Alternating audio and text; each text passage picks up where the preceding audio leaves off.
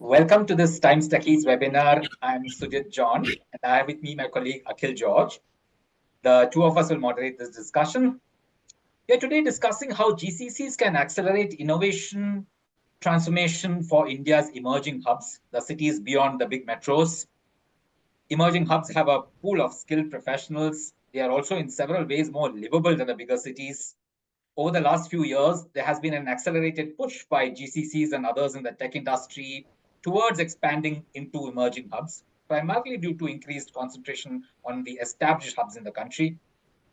Can GCCs work towards the development of these hubs and thereby contribute to India's vision of Viksit Bharat?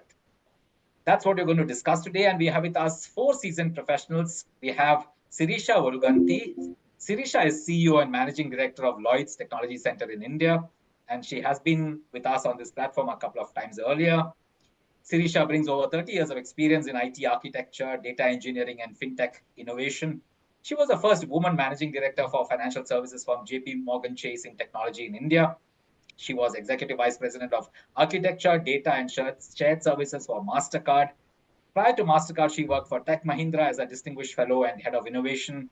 She started her career as a scientist with the defense labs working on Prithvi and Nag missiles, as well as India's first indigenously built aircraft Tejas. Welcome, Sirisha. Thank you. Really nice having you again.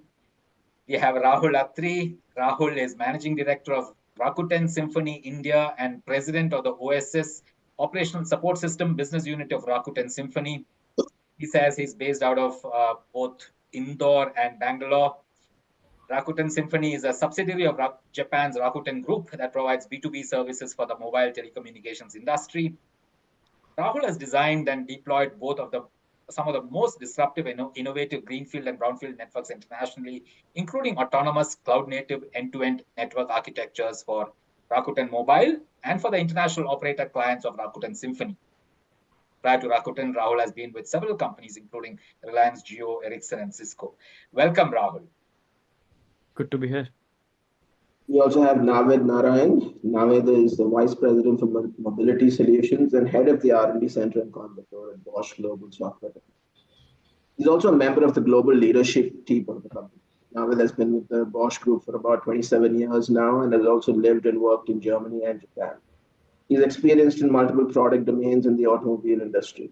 He now holds business responsibility in new age technology spaces such as cybersecurity and software-defined vehicles. He believes the future is in India leading technology for the world. Welcome, Naved.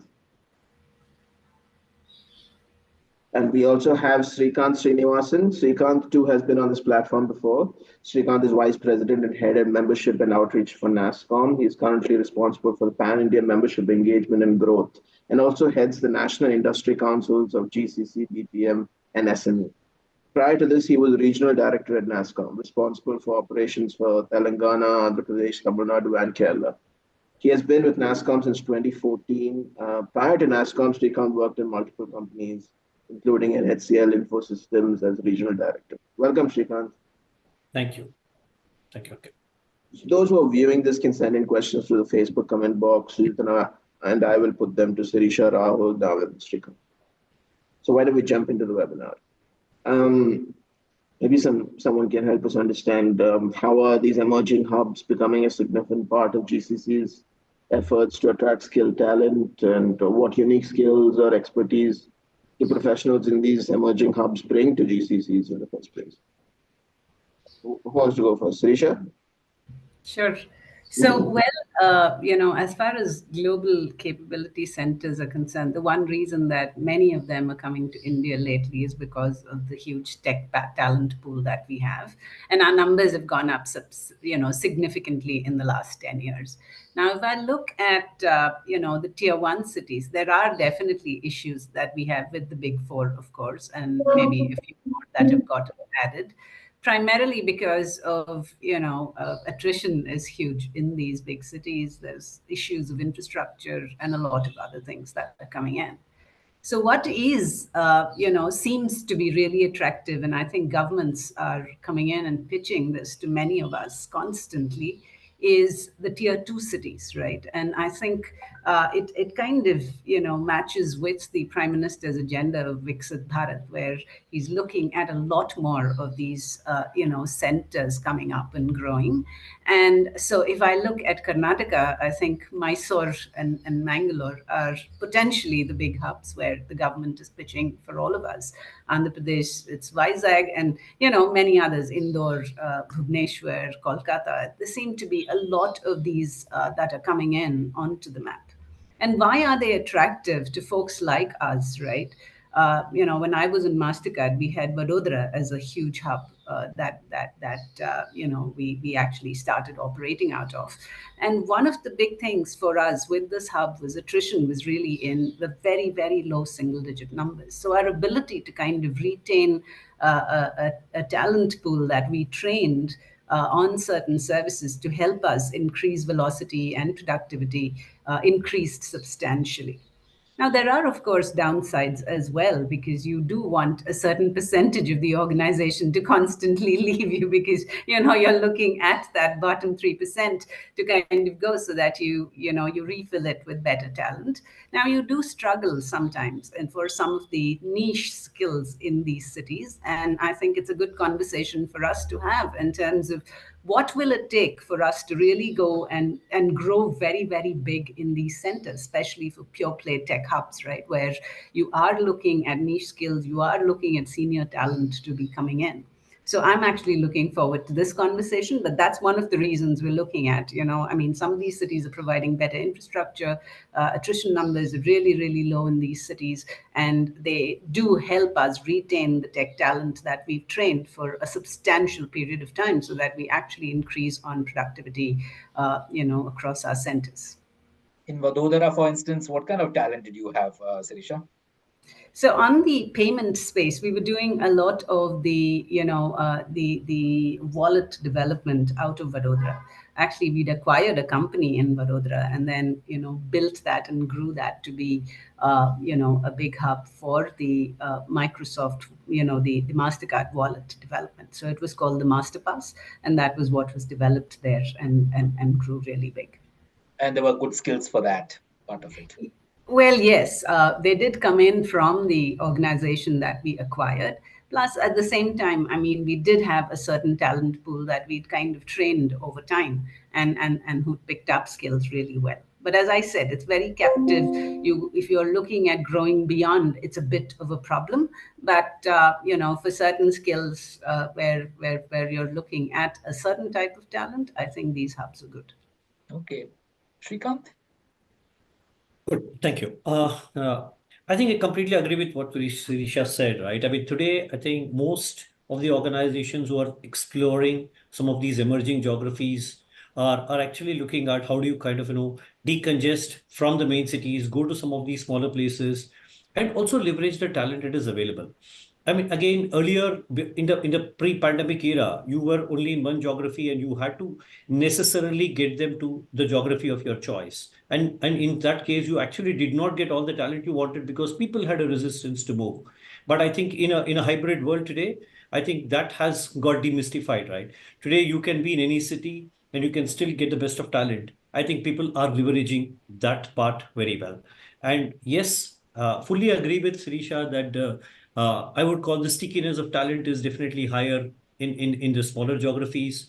Retention is better, attrition is definitely lower because I think it leads, it's a combination of many things, right? It's the quality of life, a work-life balance, you're able to live in a city of your choice. All those comforts are coming in. And so that kind of adds to the whole thing. And today, talent is definitely available.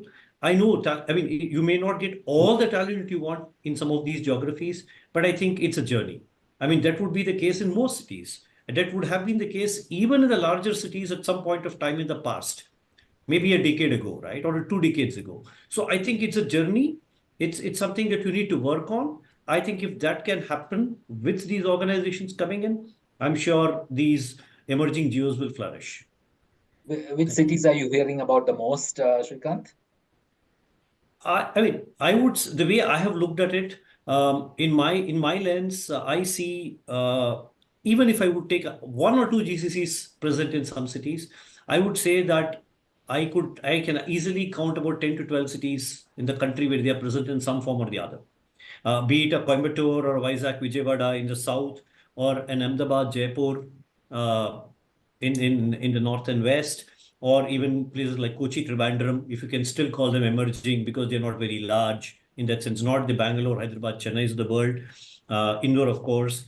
There have organizations are present even in places like Salem. So Salem, there have been organizations in Salem for nearly close to 10 years now. And then, of course, Chandigarh, there are a couple of players.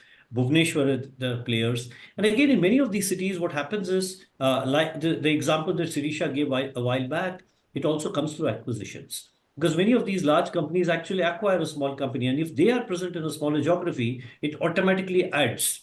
And then they come with all the right things, right? They are already there. The talent is there. It's like a good to have mix, right? I mean, it's all available there. You acquire and then kind of expand from there. You're not starting from point zero, but probably a little higher on the scale. That helps. But again, all these geographies that I talked about, I think have at least a couple of GCCs in most of them.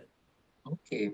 Naved, you've been what, 16 years you said in Coimbatore, is it? Right. So tell us about Coimbatore. I mean, what have you seen change in the last few years? I would want to add to what Sirisha and Srikant talked about. I think emerging hubs are in the interest of everybody's interest. Government has a need there, but and they of course promote, especially in Tamil Nadu. If you look at, there's a lot of work done in bringing tier 2 and tier 3s up, right? And we have also good examples of companies creating village offices, right? You've heard Soho, for example. Right? So. And there is also an social element to it. I think I just want to add something which a new perspective, especially if you want to improve the women participation in labor force. Right here, especially we found that people are a lot more comfortable if there are opportunities available around, safe, secure, and especially in tier 2 and tier 3 cities. And there are many companies which are capitalized on that. In Techies, for example, there are companies working in healthcare. Sorry, can you repeat that? Women, what did you say? Women participation in labor force, right? So especially young women, if they want to graduate and they're looking for suitable opportunities, right? If you have really companies present in these tier 2, tier 3 cities, it's a big boon, right? Especially for families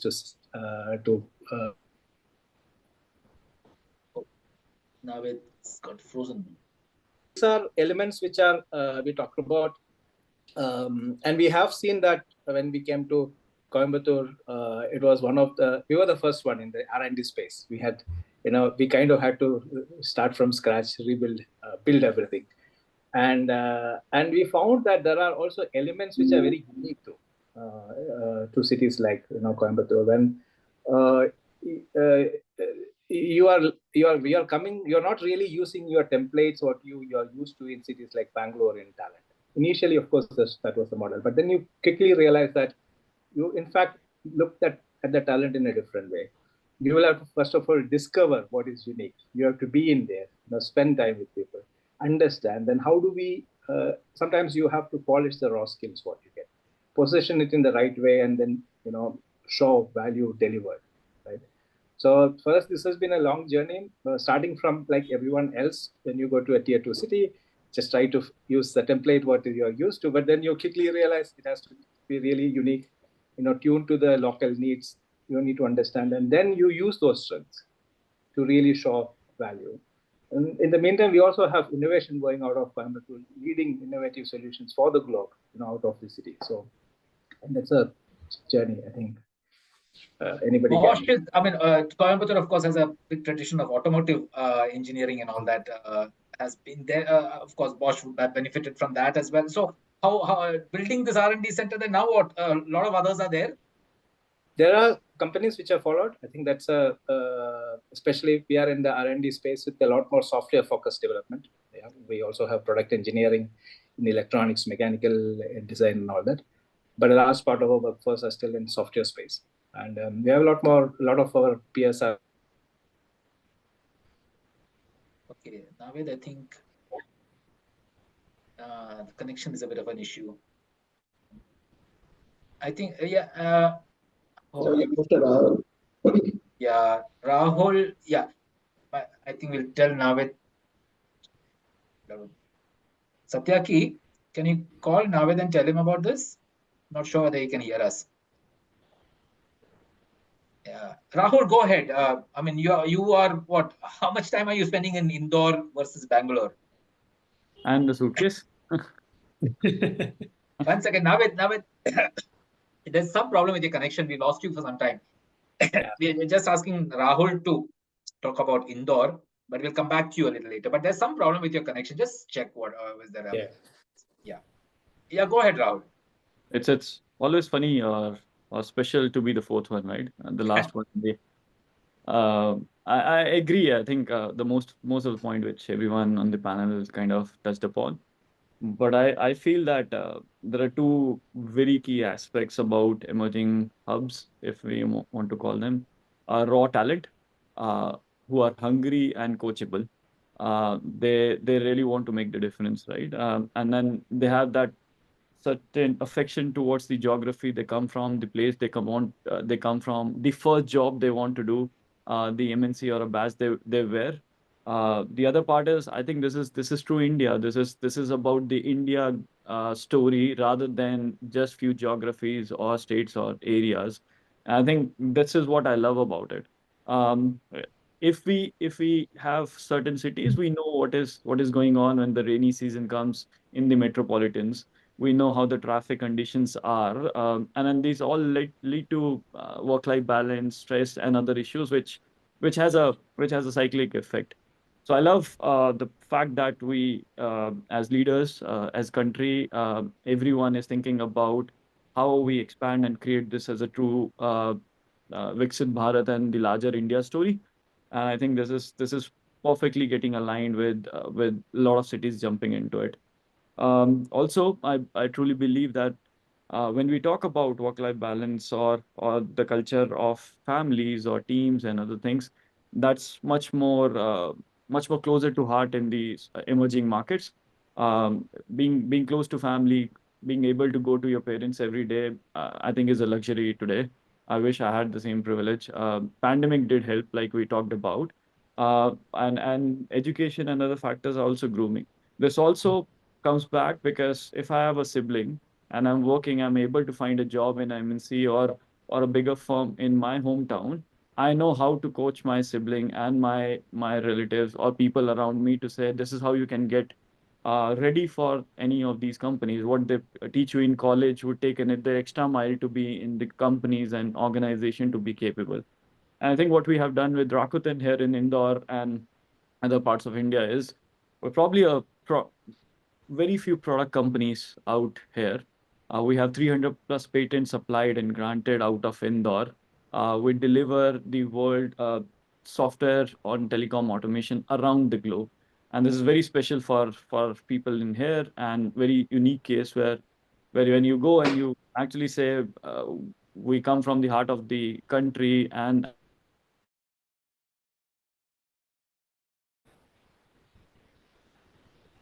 feeling and people who get associated with this purpose and the teams we had like we're talking about, they have been with us for long, and if you give them the growth and possibilities and learnings, that stickiness stays. It's more like a family. You come to office every day, you know their personal life, you actually know some of them are living like 20 steps away from you, if not more, and that's life actually. I mean, if we talk about our parents and everyone, that was the life before we started moving to metropolitans and started doing job at different places. And I think the other parts, which is technical skills, like with now new policies, the governments are also coming in. They are building hubs. They are making possibilities where all the other people want to come in and join this motive and these initiatives. That those are helping a lot. A lot of companies are moving into these sectors. More leaders coming in, joining hands, I think would only take it forward. It's a great step for our environment and culture as well. It's tough on certain cities if you load them with all the population migrating, other impacts also coming through. So sustainability wise, growth wise, India story wise, success wise, moving towards the developed nation I think this is the way to go. Tell us a little bit about Indore, Rahul. Cleanest city, of course, for years now, and now lots of companies now coming there. You were, before the webinar started, you were telling us about what 33% of Indore is green, you said. So what else is nice about Indore? Food. I think anyone who knows Indore or probably search Indore, the first thing they'll come to mind is food. People are still like, I'm from Himachal, by the way, so people are very humble in Uttarakhand, Himachal, and Indore. Food is great. I think the talent is also great. This is probably the only city, if I remember, with has IIT, IIM at one place.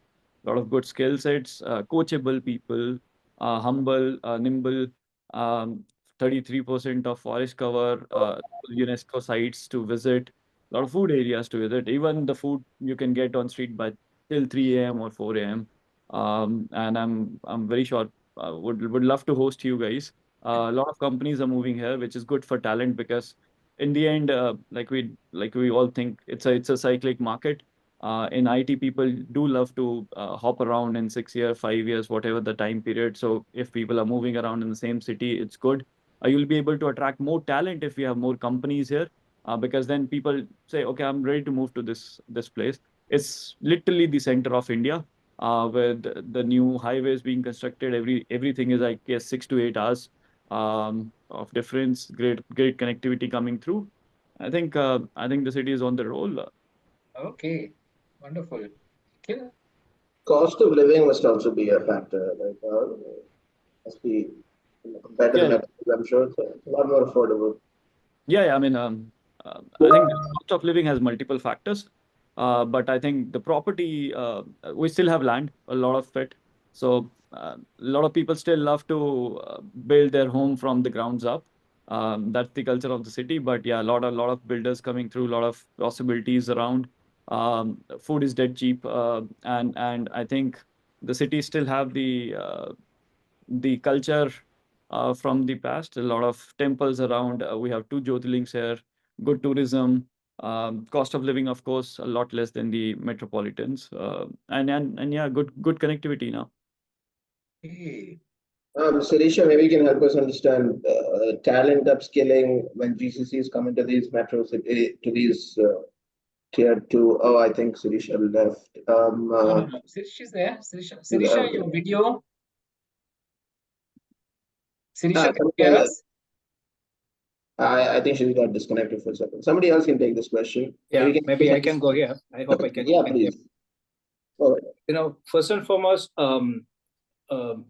anybody who goes there, of course, the priority is talent, right? Future-ready talent. So when we came to Coimbatore, I think the same experience. Like I said, we had to start that from the beginning.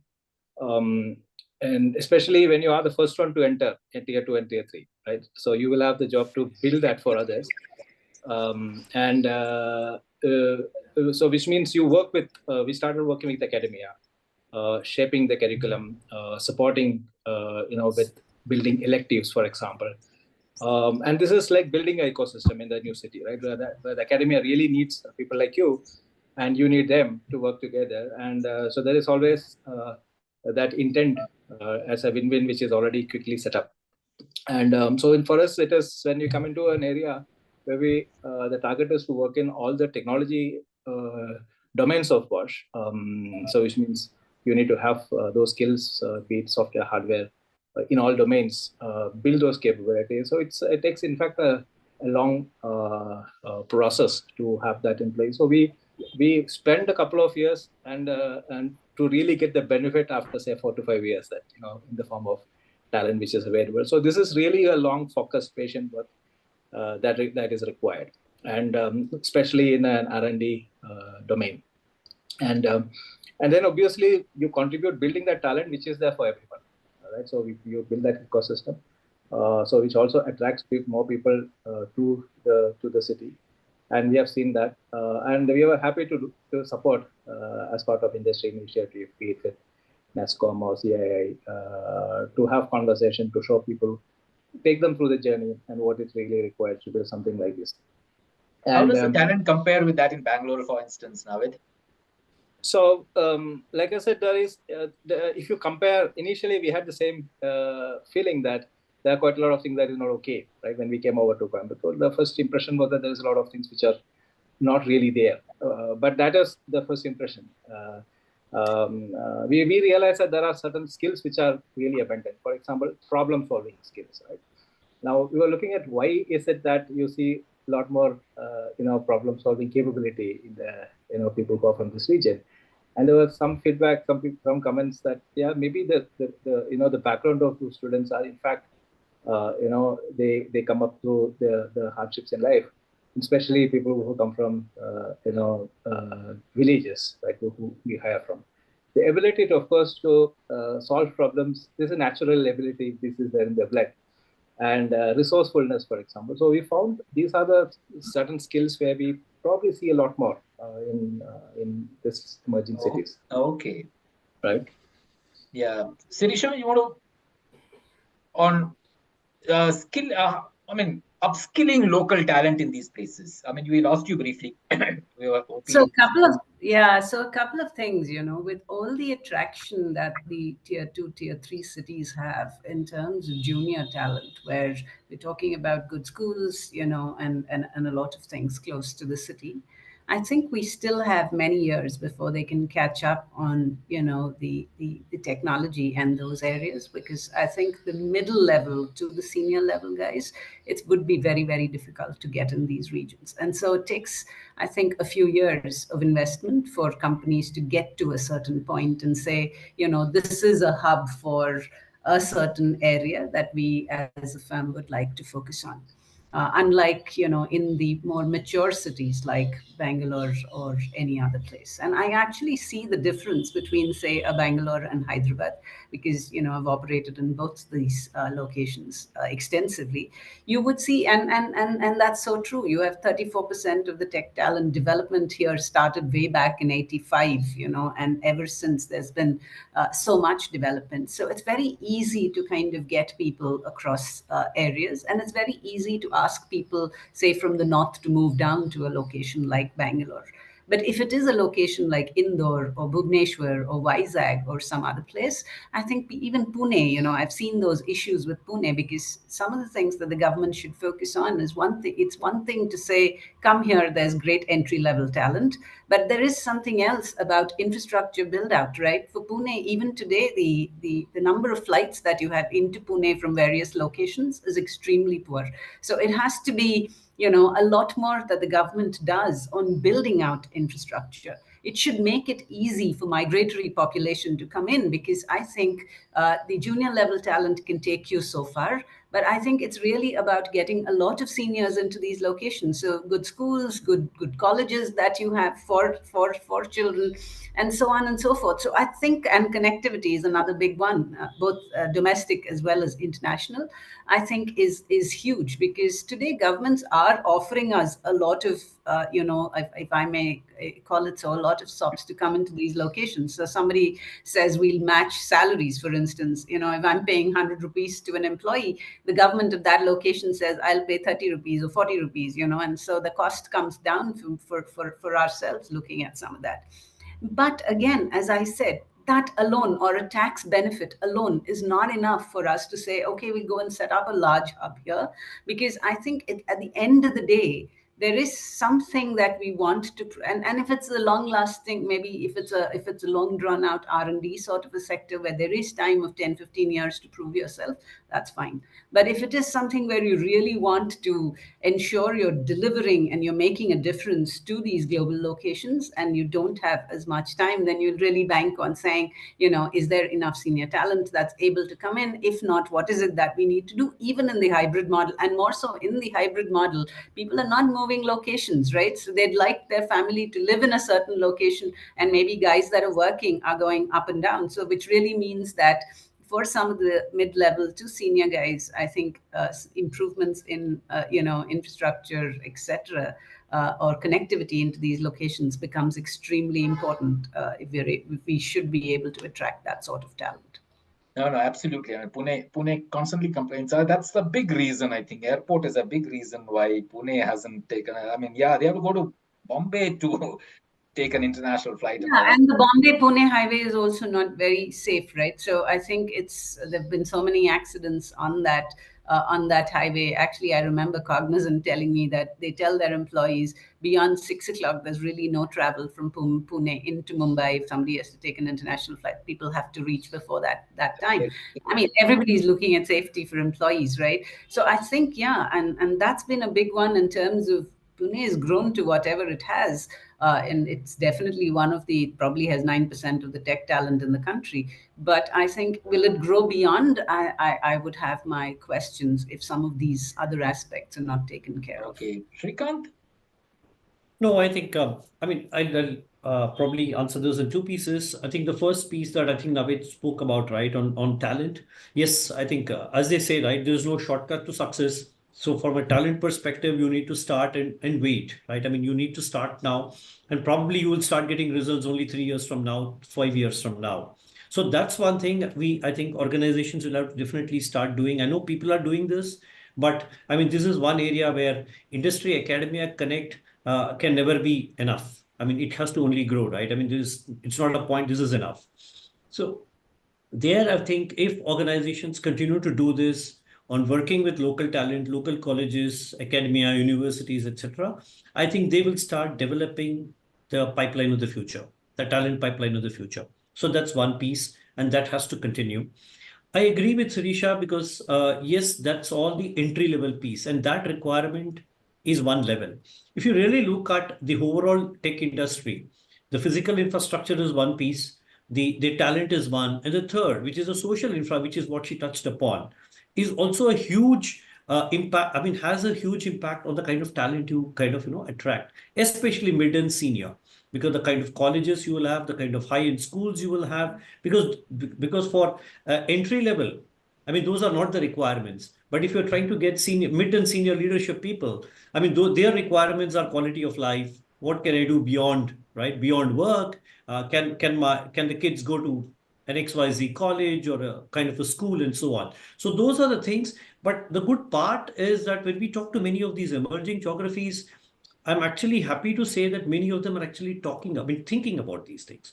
Even the states who come and talk today are actually when they pitch the state, they're actually able to say, we have these kind of schools. We have we have Cambridge curriculum schools, we have CBSE schools, we have good colleges and so on and so forth. So the pitch also has definitely gone up, right? A few notches from earlier. Earlier, it used to be, you come train the talent, we'll support you, you set up your shop here. But from there, I think it's moved to say, you do that, but parallelly, we'll give you better quality of life. And in the process, yes, we also talked of cost impact, lower operational cost, etc., which I think is anyway there. But I think these are the two pieces. But very importantly, I think organizations should definitely start working on the industry academia connect from not just a short term, but more a long term strategy perspective. If that happens, then I think there's good headroom for growth. Srikanth, the GCCs that are going into these smaller towns, do you generally see them trying to upskill the local talent beyond the ones that they themselves need, but also going beyond that? So yeah, I mean both. It's a good mix, right? Because see, today many of them who are already there are definitely are connecting with the local academia to develop talent for themselves. But again, you're also seeing many of them also investing either directly or through their CSR plans to develop talent otherwise. So that when you do it through CSR, any which way they can't hire, it is available for the industry. It's more a social cause. So then the students are available for the industry to be hired. So it's happening both ways. It's moving. Absolutely. Rahul, you see the same things happening in Indore? Yeah, I mean, if we as leaders won't do it, who else will, right? Somebody has to take the first step. I mean, somebody has to create the playbooks and cheat books. Somebody has to take the first step, and I'm very sure, like everyone is mentioning, the wind of change is here. Obviously, when you start, initial period would be the fresh grads and talent pool. Obviously, a lot of investment has to come from strategic policies, not only from the firms, but also from government. What life has to offer in these cities for people migrating. But if you think about, let's say, the alternate world in army, for example, you have to send your top officer to Siachen and other places, right? And your young lieutenants and other people too. So I think this is true for every industry and every era.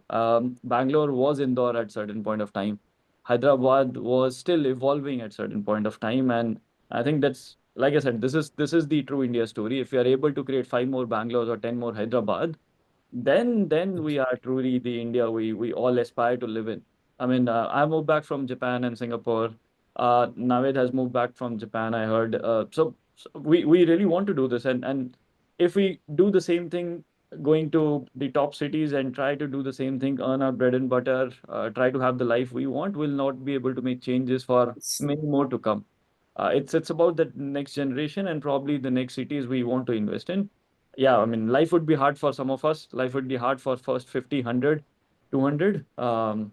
Things would be messy, but somewhere like the old colonels and lieutenants and, oh sorry, brigadier sit down and say this was my unit. Probably will be able to say that this was the city where I contributed to grow. Yeah, I mean, policies from government does help. Some of the people would have to take the hard stride. Some of the key initiatives as companies we do, for example, Bosch, I love the example that they built the software track there, right? For us, exactly the same. We have the software R&D on AI cloud and a lot of open source community coming out here, which probably you'll find it more attractive for people to join in and say these guys are doing something very different, very innovative. We love to file a lot of patents, like I said. We love to contribute to open source, which you get only in the top-notch organization after a level of hierarchy you have achieved. But what if you are able to do that to the middle management and people feel more attractive to these kind of things? I'm just 16 years of experience. I'm sitting with all of you guys here.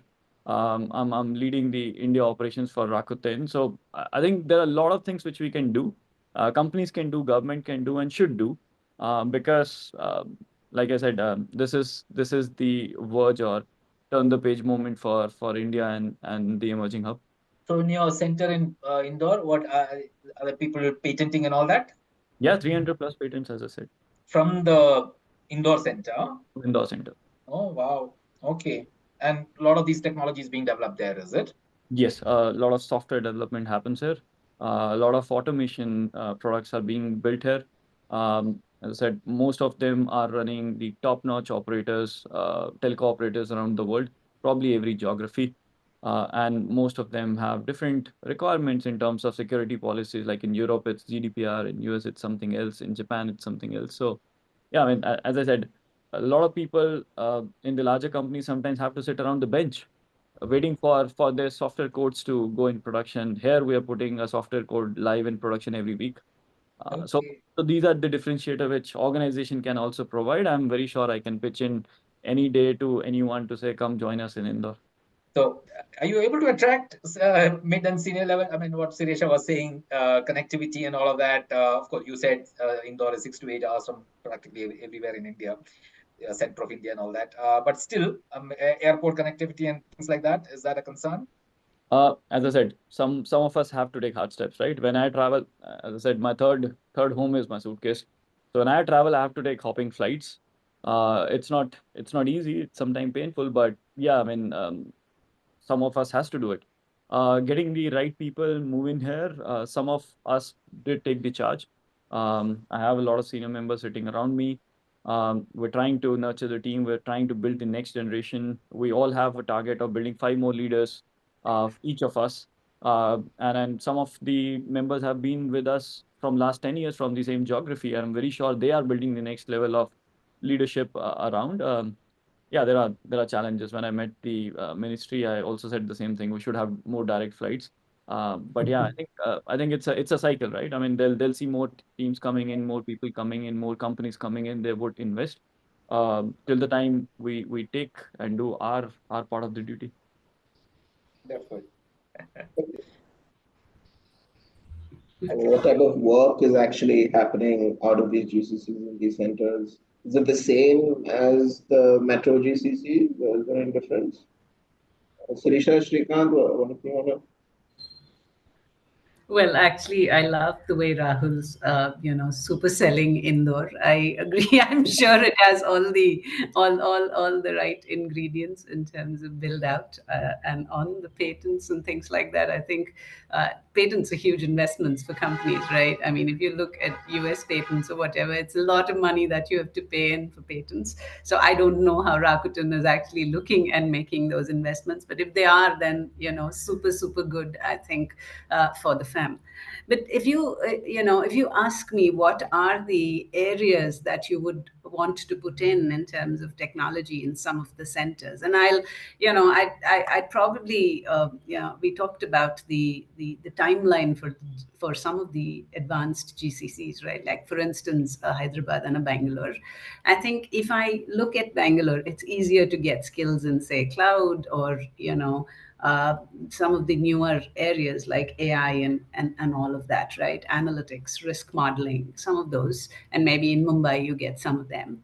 But if I look at Hyderabad as a center, it's still difficult to get digital skills in Hyderabad. It's a huge data hub. So, and almost a lot of the global GCCs have their data, teams in Hyderabad. So it's very easy to build out that skill, but you do struggle in some of the other areas.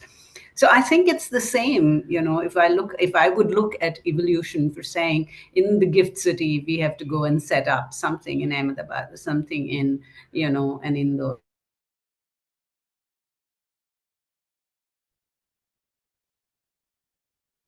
Answer would be no. We'd still have to bank on locations where some of these other skills are available.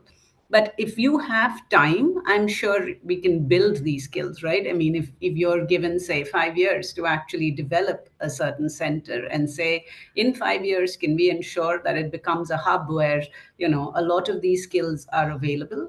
We can try in terms of working with the ecosystems that are there. So you bring in junior talent. We try to provide a lot of, benefits for the mid-level and the senior level talent to come in and set up in those locations.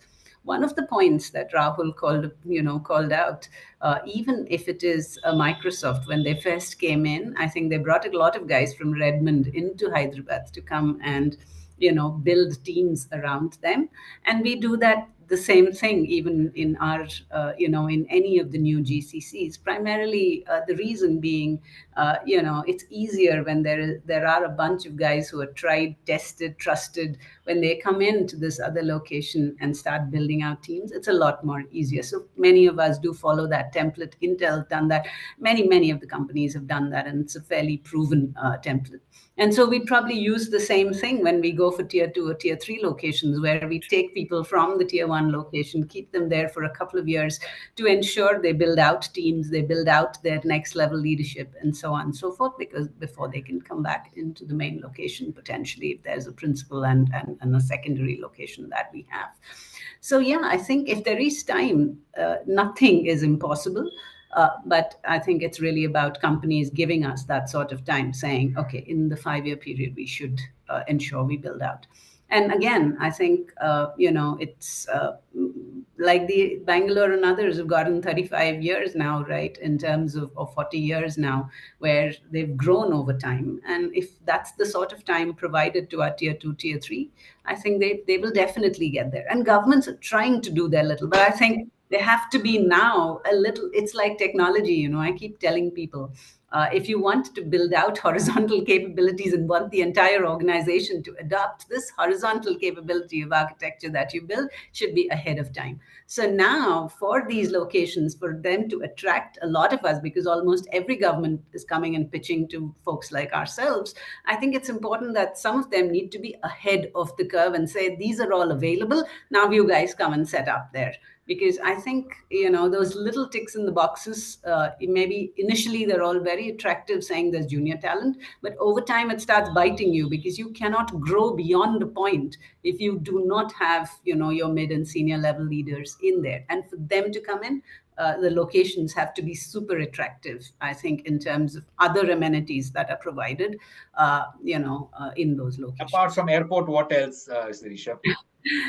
well, educational institutions. I'm sure at the end of it, you want your children to learn some other skill as well. So I think it has to be either sports stadiums or, whatever else it is. So it just doesn't end with, and what these, more advanced centers can offer, right? Like, for instance, there are learning avenues. People can go learn music, people can go learn a sport or whatever. And I'm sure, for some of these guys, they would want to come in, or coaching centers where somebody would go for, who are attempting, say, an II, those IIT entrance exams, or somebody whose children are writing civil services or whatever it is. It's just about having an entire ecosystem beyond giving me a 30% on compensation or beyond giving me a tax benefit. I think there are a ton of these other things which are important. And as far as investment into locations, I think all of us are doing that. I mean, as part of CSR, we say educating the girl child, or we're willing to go and invest into many of these tier 2, tier 3 cities, or go to the academia and specifically invest in certain research areas. But I think, for really growing centers, it has to be a little more. And these guys have seen the template, so I think they need to provide a lot more before, folks come in huge numbers into these. Otherwise, like, for instance, even in the gift city, right, which pitches so much, and there is a governmental, there's a parliamentary act that has been passed. There are very few companies that have gone there, right? So there's a Bank of America, and I think some of the Indian banks that have gone there, if I look at financial services, but it has not grown beyond. And it's always important to ask the whys, I think, at this point in time. Srikanth? I think very important point on that purpose is what kind of setup you want to have when you mention the organization. For example, a good start for a bigger firm could be having the emerging hubs as a secondary office, so that you have an internal connectivity. For example, we have two offices in Bangalore, Pune, and Delhi as well. So when you move to an emerging head, you can still have people, seniors out of Bangalore. They can do 1 week here, 1 week there kind of model, and keep the culture horizontal and learning going. Obviously, the possibilities, like you said, moving the second senior management and say this is your target to set up something, and then obviously there are acquisitions. The smaller places have very something niche about them. For example, Ahmedabad and other places are great with fintech. They're great with the business support systems and Wi-Fi systems as well. I'm very sure they're key to those in terms of culture they build up and things they do at home, trading and other things. Then the last part is very important, that a lot of startups also comes in from these places. So you obviously can do acquisition and other things. Very important to figure out when a senior person or you want to have senior members moving in to give them a purpose.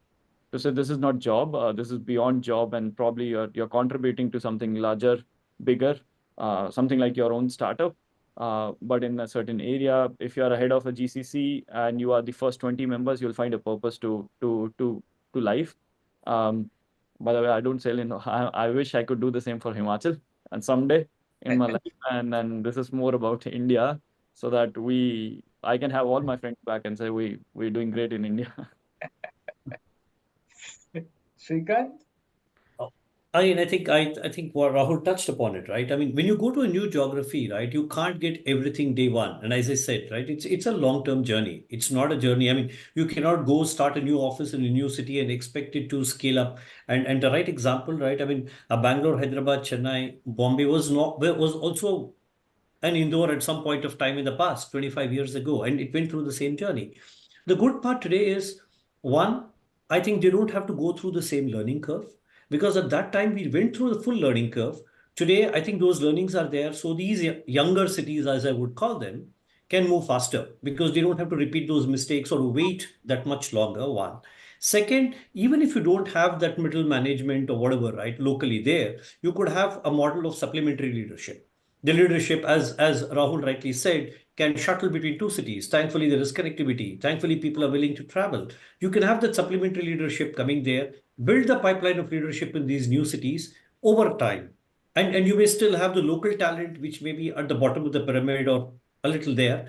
But the middle layer comes from the main cities, kind of builds it over time, And in a period of 3 to 5 years, the younger talent also is already up and going there. So that's one. Second, I think in terms of other social infra, etc., I think the talent availability and social infra, in my view, are two sides of the same coin. I mean, you cannot have one. I mean, both are interdependent. You will say the mid talent will come only if there is social infra. But then how much social infra will you build without people? So it has to go hand in hand. I think one and you have to balance it some way, right? Some of it will have to be there before people come. And some people, like Rahul rightly said, will have to, for lack of better words, bear the brunt by being the first mover and experience it over time. So I think this will have to go hand in hand. There is no other choice. But the good part is organizations are doing this. Yes, people who are going and setting up a greenfield venture may start at the bottom of in terms of quality of work, may start at the bottom of the pyramid. But again, there are some of them who go to these cities by acquisition. So they have that additional impetus of starting with higher quality work because they've acquired an organization which can be a direct impact in terms of product or whatever, right? So that's the advantage they get. So it's a good mix of both Srikant, in terms of quality since of we work. heard a lot about Coimbatore, Indore, Pune, a little bit about Vadodara, some of the other cities, is there any specialization, any specific areas where they kind of are good at? Trivandrum, Cochin, Bhubaneswar, all of the others that we haven't talked about much. So, see, most of them have I mean, if you say only GCC, many of them have very few, right? I mean, as I said earlier, many of them have only one or two companies. So it's I mean, you cannot generalize a kind of work or a specific area of work. But again, and as I said, a couple of organizations in Bhubaneswar or Jaipur organizations have gone there only by virtue of acquisition. So that's the advantage. So what happens is because they've acquired a company, it is core to the organization because they would have acquired a product company, which they would have merged it back into their offering. So that way they would have got a product. But there could be some of them who have actually gone there to expand their operations, de-risking from some of the larger city because they may be able to get talent at a lower price point in terms of, I wouldn't say talent at a lower price point, but overall operational cost at a lower price point, which includes infra, talent, etc., right? So that could be the case. So I mean, as I speak, I mean, the kind of cities that I'm talking about, I mean, talking of Salem, right? Salem, I wouldn't know whether you would want to call it even tier two, right? I mean, it's definitely not even the likes of a Coimbatore or a Trichy. It's probably a notch lower. Then of course places like Bhubaneswar, Ahmedabad, right? Ahmedabad has a couple of GCCs have set up base in Ahmedabad afresh. They've acquired a small company and gone in straight. So they have that's the only city they are present in India. I mean, it's not like they are already there in one of the other six and gone there. They've directly gone into Ahmedabad. Now, so there are such cases also. Chandigarh is another place where I see a couple of them there. I mean, doing good quality engineering work again in places like Chandigarh, but because I mean, again, close to some of the manufacturing hubs, etc., that also adds to the advantage. Akhil? About the contributions GCCs are making in these smaller cities. Is it substantial considering the size of these GCCs, or is that still in the low? Can you asking me? Naved, can you? Yeah. I mean, and you work with the local governments? Yes. So wanted to add to that, from the previous conversation. If you look at, there is any tier two or emerging hub will also have to think of how do we build that ecosystem. So it's not just that you do it for yourself. Even though you spend a lot of effort in building that capability first, the next challenge would be to keeping that capability, right? So you will if you lose the talent to say a tier one city for whatever reasons, right? Then it is equally more difficult to build that again from scratch. So one of the things which we realize is that in an emerging hub, it is the ecosystem. So partnering with others, working with government, really, and bring those needs met. Airport we talked about, but it's not just airport. We need to have good connectivity, tech-friendly infrastructure, right, where people who can meet up. even governmental programs which are probably focused in these two cities. So we have been What working exactly with have you done with the government? What have you done? So there is one element we have not touched upon so far is startups. So if you look at a big corporate and a growing startup ecosystem, there is a kind of symbiotic relationship, which if you really focus on that, use that, then it is also a win-win for both. So what we have done since last year is working with the startup team, because there is also a governmental focus to build this ecosystem in tier 2 and tier 3. So we're working with startup team in supporting from the corporate side, because there are certain strengths which corporate brings in that, right? With their domain expertise, their expertise in certain areas, infrastructure, what we will have, right? In some areas, it's a market access which you'll be able to provide. If the product and solution is complementary to what we have. So we have, there are a couple of areas where we have identified. And this is a model we set up together with the startup team. And we are working with startups, and we are happy to see that there are a handful of them who showing promising growth in that space. So I would say this is another area where you would be able to be the big, supportive player in that, where startup would really need support of corporate there. And I think that will also help, in fact, the government effort to nurture startups, as well as the corporate need to grow with startups. Rahul, is there anything that you've done with the government in partnership with them and all that? No, we're working now. I think what Naved and everyone was saying is important. When you're a big corporate, how can you help the ecosystem to grow? Not only your team members, probably have hackathons and reach out to a lot of startups to show them what would the real product look like. How would a corporate look into their product portfolio? What are the capabilities? So we worked with some of them with AI, which has very fresh ideas, and they are much more agile at times. So you can actually carve them in and say, okay, let me incubate you into our product and give you a landing zone for a production network or a production setup, which is like huge for a startup. I think it is more than the monetary help you can extend to them. We started working with the governments now to do enterprise capability markets as well, with a lot of areas where we can provide our technology to the government institutes and areas like railways and others, where you come closer, and also to participate that how can we help the ecosystem grow, whether via CSR or beyond, acting as a big brother or somebody who runs capabilities and product across 70 different countries and 70 different areas, whether it is fintech, banking, insurance, content, networks, and others. So, and also bringing some of the technologies. For example, what we do uniquely in Rakuten Mobile is we're based out of cloud, probably the first network which is end-to-end cloud native, even Open RAN, which now is a great trend in telecom. So how can we extend those learnings?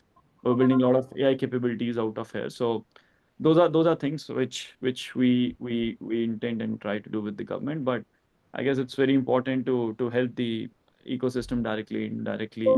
Naved was mentioning, work with smaller players, even in the same building, around them, call them to office, have small sessions where they can present their products.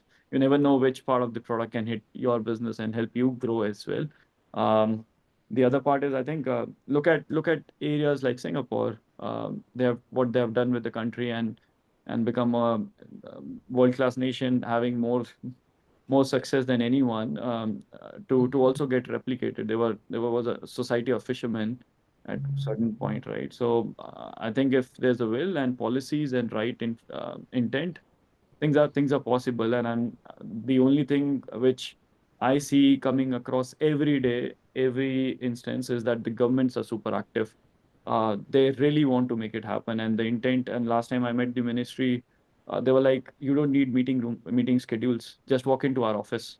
And the IT ministry is very open to help and listen to you, and find ways to work together. So, and that intent, I don't know. We all come from the same country, so things are changing, and things are changing for good. Things are changing for good. And we're almost out of time. Last words from all of you. I mean, your message to GCCs who maybe who are probably still not looked at as smaller town. What would your advice to them? And or if you have an advice for the local government, state governments, Srikanth. Okay, so I think Sujit, I think I would say that I mean, people should definitely look at many of these emerging geographies because all those who have actually done it have always had a good experience. So I see no reason why somebody can't do it, right? I mean, it's definitely a good. All of them have good stories to say. I mean, the magnitude of the story can be different, but all of them have good stories to say. All of them have good stories to say. Sirisha.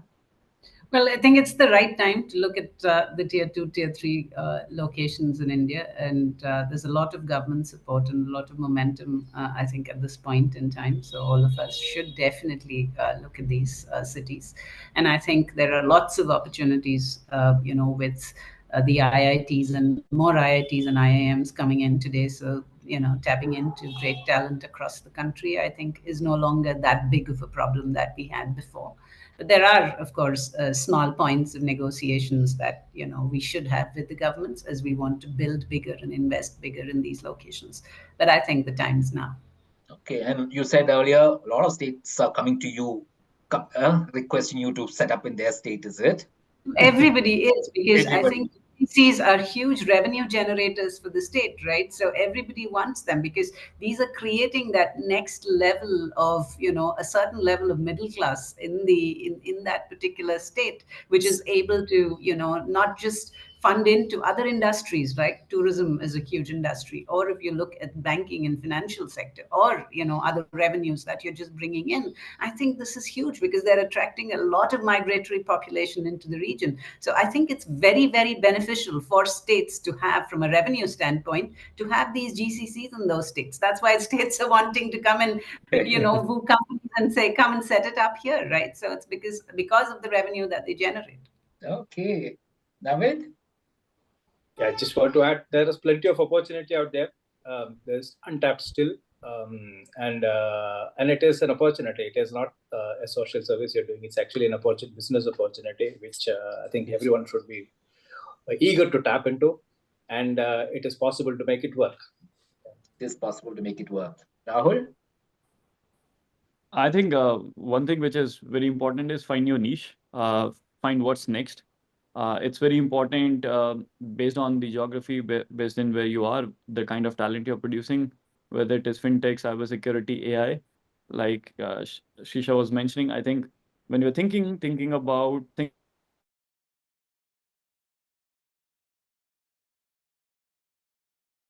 of place where climate is great. So invest in data center. Why not? Because you'll be able to make sustainable data centers. And why not AI? So figure out places where you are thinking from the capabilities to 20 years ahead of time, because then you become differentiator. Then we don't have to go to Shisha from all the states, but every state would have a differentiator, and we all will have great choices to make, and everyone wins. Okay, wonderful. Find your niche. Thank you all so much for that great discussion. And we haven't had such an in-depth discussion on these emerging hubs in a long time. And it's really good to have people who are living in Coimbatore and Indore and all talking about it. Thank you so much, Sirisha, Srikanth, Naved, Rahul. It was really nice having you. Thank you. Thank you, Sujit. Thank you, Akhil. Thank you very much. Pleasure to talk to all of you.